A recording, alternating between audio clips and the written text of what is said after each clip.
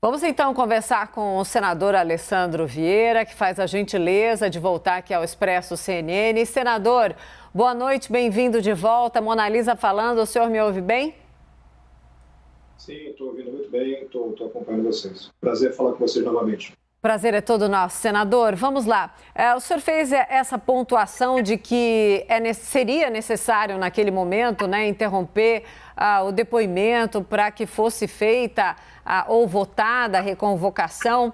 Eu quero saber, depois das 7 horas de depoimento, o senhor ainda ficou com a mesma sensação de que Nise Yamaguchi precisa voltar ou, pelo menos, passar ali por uma cariação com o diretor-presidente da Anvisa, doutor Barra Torres, até pelo que ela disse, que provavelmente ele se equivocou quando falou ali da proposta de alteração de bula da cloroquina? O que eu alertei o presidente Aziz é que é muito complicado você ouvir uma pessoa na condição de convidada que comparece com um advogado e claramente mente, omite informações, distorce outras situações. Essa especificamente que você refere é uma situação onde nós temos uma tentativa de, através de um decreto presidencial, superar a recomendação da Anvisa. Então ela reconhece, depois quando eu pude interpelá-la, ela reconhece que a tentativa foi inspirada justamente numa RDC, numa recomendação da própria Anvisa, que falava de mudanças pós-registro em medicamentos, ou seja, alteração da bula. Ela driblou o uso da expressão alteração da bula e jogou para esse lado mais técnico, tentando enganar os senadores e enganar o Brasil. Acho que não enganou ninguém. Acho que todos nós entendemos perfeitamente que existia um grupo com um desejo forte de fazer com que se tivesse recomendações clínicas, médicas, inclusive distribuição de medicamentos, através de uma ordem política e não na decisão dos médicos. Sim, senador, ao final da sessão de hoje, o presidente Omar Aziz até disse que é importante agora sair um pouco do foco da cloroquina e olhar para outras questões tão urgentes quanto. O senhor concorda? Eu gostaria de saber qual que o senhor acha que precisa ser a tônica, passado mais de um mês aí de trabalhos da CPI. Nós precisamos aprofundar o trabalho de análise de documentos, a gente precisa sentar e decidir sobre quebras de sigilo, que são indispensáveis para uma investigação um pouco mais sólida, um pouco mais aprofundada. Eu acho que ainda cabem relativas à questão da contratação de vacinas, acho que tem espaço para isso, porque é preciso deixar mais claro como se deu a negociação com vacinas como a Pfizer e também com relação à Covaxin, através da empresa Precisa. São negociações tão diferentes que precisam da nossa atenção. E depois tratar de desdobramentos que nós temos ainda na esfera federal, dos reflexos e das ações que nós tivemos na educação e na economia. No tocante aos estados e municípios, que é uma parte importante da CPI, temos que aguardar uma decisão do Supremo Tribunal Federal, uma vez que um grupo de governadores judicializou a questão, se colocando contra o comparecimento na CPI na condição de convocados. Senador, agora a participação, a pergunta é do analista Yuri Pita. Yuri Pita.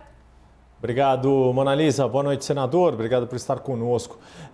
Tem uma expectativa para esse novo depoimento do ministro da Saúde, Marcelo Queiroga, e agora num contexto em que a CPI já tem mais elementos do que aconteceu antes da gestão dele, do que está começando a acontecer, já que amanhã vai ouvir a Luana Araújo, que acabou não sendo nomeada, e agora essa confirmação de que o governo deu o aval para que a Copa América seja realizada no Brasil. Queria ouvir o que o senhor espera desse novo depoimento do ministro Marcelo Queiroga, com todo esse contexto relacionado à Copa América, a não oficialização da secretária Luana Araújo no governo e em que medida a CPI pode influenciar as decisões que estão sendo tomadas neste momento pelo ministro da Saúde, pelo governo federal como um todo. Acredito que a CPI pode conseguir, junto ao ministro Queiroga, uma garantia, ou pelo menos um trato do quanto ele está conseguindo fazer as coisas funcionarem dentro de princípios técnicos. Na primeira oitiva que ele fez na CPI, ele defendeu princípios que são consensos mundiais sobre saúde. Ele defendeu o uso de máscaras, distanciamento, em situações pontuais, a questão da restrição de locomoção e a questão das vacinas. Foi isso que ele tratou. Ele disse, inclusive, textualmente, que ninguém no ministério dele poderia definir ou defender remédios sem comprovação científica. É preciso confrontar isso com a realidade. A gente percebe o presidente da República continuando na mesma toada de estímulo a aglomerações, de boicote a essa questão do distanciamento social, inclusive ameaçando constantemente governadores com ações ou com incentivo a uma espécie de revolta ou reclamação popular. E é preciso confrontar isso tudo. A nossa expectativa é que ele mantenha firme a postura técnica.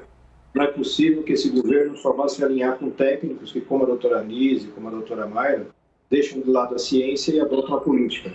Não é um bom conselheiro para quem quer salvar vidas.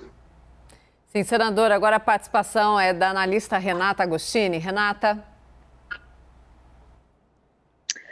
Senador, o senhor falava há pouco dessa judicialização que ocorreu, o movimento dos governadores no Supremo Tribunal Federal. Se o Supremo decidir que eles têm, então, de responder à convocação, está dado o destino, eles têm de comparecer. Agora, caso a decisão seja contrária, favorecendo, então, a tese dos governadores de que a CPI não tem esse poder, qual é a estratégia? Vocês pretendem seguir tentando, via convite, e manter também essa frente de investigação dos estados viva?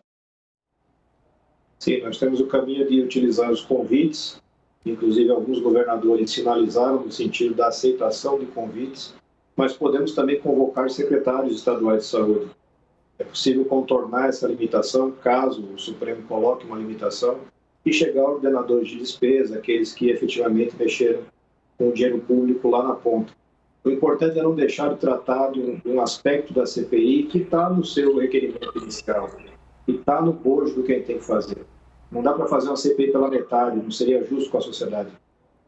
Sim, senador, até emendando aí no assunto que a Renata detalhou um pouco mais, o senhor poderia dizer que governadores já manifestaram o sim de poderiam ir na condição de convidados ou não?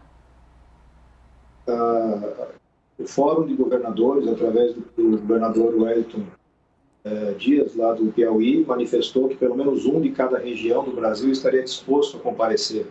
Se eu não estiver enganado, ele referiu Eduardo Leite, do Rio Grande do Sul, Fábio Dino, do Maranhão, o próprio Wellington, eu não me recordo quem seriam os outros dois, mas teria essa disponibilidade. Alguns, como João Dória, de São Paulo, já se voluntariaram, inclusive nas redes sociais. Eu acho muito difícil, acho muito complicado para o governador explicar para o seu eleitor lá na base por que ele não quer prestar esclarecimentos relativos a recursos que recebeu do governo federal. Sim. Por que ele não quer contar para o Brasil, para a CPI, como foi a interação do governo federal, estadual e municipal nessa luta que deveria ser conjunta de combate à Covid. Sim, senador, para fechar rapidinho, a gente está vendo aí, especialmente vimos hoje no depoimento da doutora Anise, quão importante é a checagem, né, das informações e também nós estamos vendo a utilização aí de vídeos, de áudios. Essa checagem, tanto do que está na internet, dos fatos, realmente tem ajudado os senhores ali nas perguntas, na apuração do trabalho? O senhor vê isso como fundamental? Sem dúvida, essa CPI nova é um reflexo da tecnologia, da sociedade em que a gente vive, com a interação entre os parlamentares, a imprensa e também pessoas comuns, através das redes sociais, que montam grupos e fazem todo um processo de revisão de dados, mandando informações, documentos, vídeos. Ajuda muito, como foi o caso de hoje, para esclarecer que o único estudo que a doutora Anise conseguiu lembrar e mencionar é um estudo que não apresentou o resultado que ela citou e que foi encerrado por falta de evidências. É mais um exemplo da importância da participação da sociedade.